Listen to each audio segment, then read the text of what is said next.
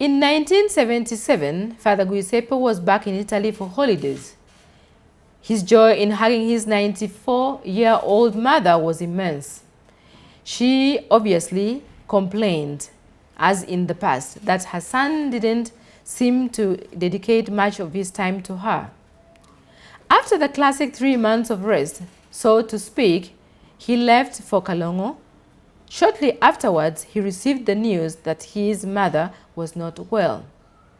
To the brothers who invited him to return before it was too late, he replied, "Here in Kalongo, I have people who die every day.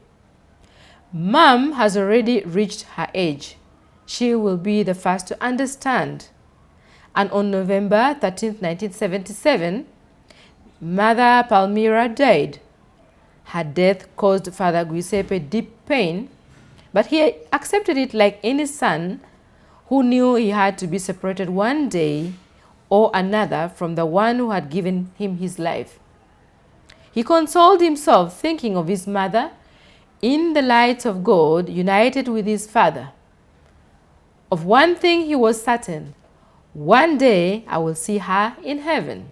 Dalla parte delle donne sempre. In his work as a surgeon, Father Giuseppe had paid particular attention to women as mothers and therefore bearers of life.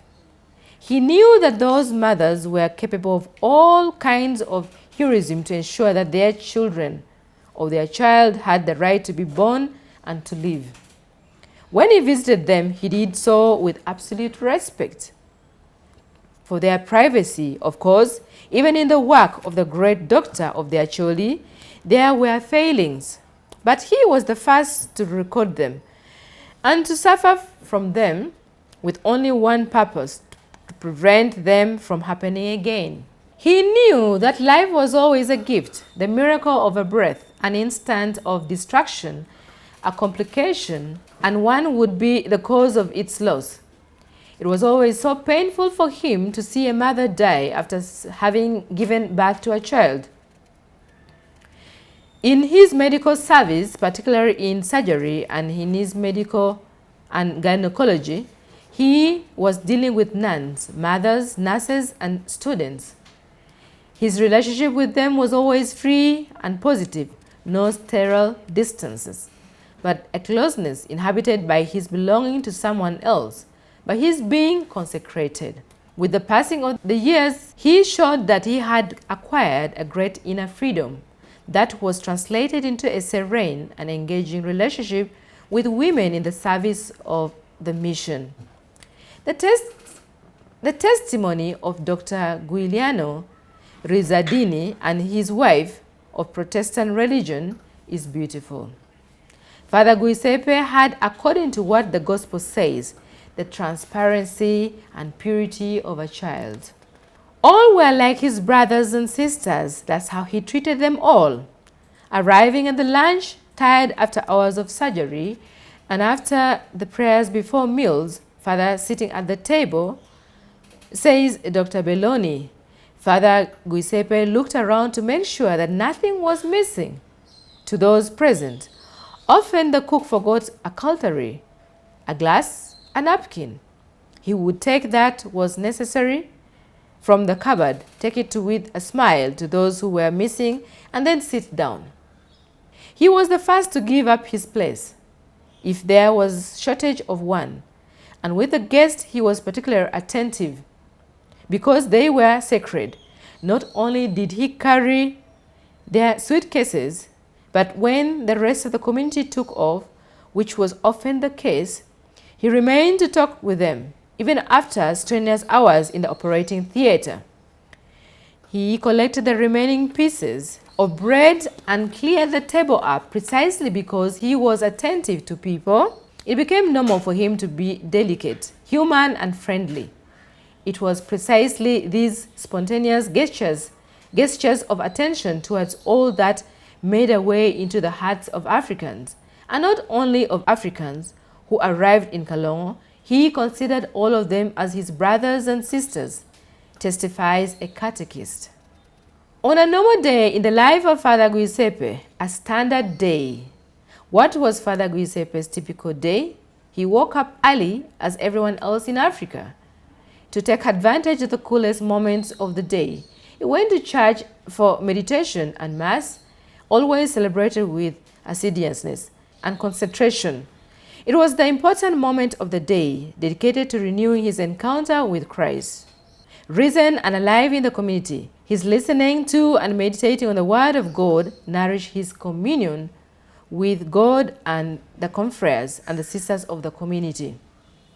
The Word helped him to discern the meaning of the times, often difficult, if not dramatic, that he shared with the people, to never abandon themselves to pessimism and to always nourish hope. Imperceptibly, day after day, he found himself with a heart modeled after that of Christ. The Eucharist celebrated radiates with light and meaning his daily medical service, making it possible for him to offer his life in joy and pain for the salvation of many.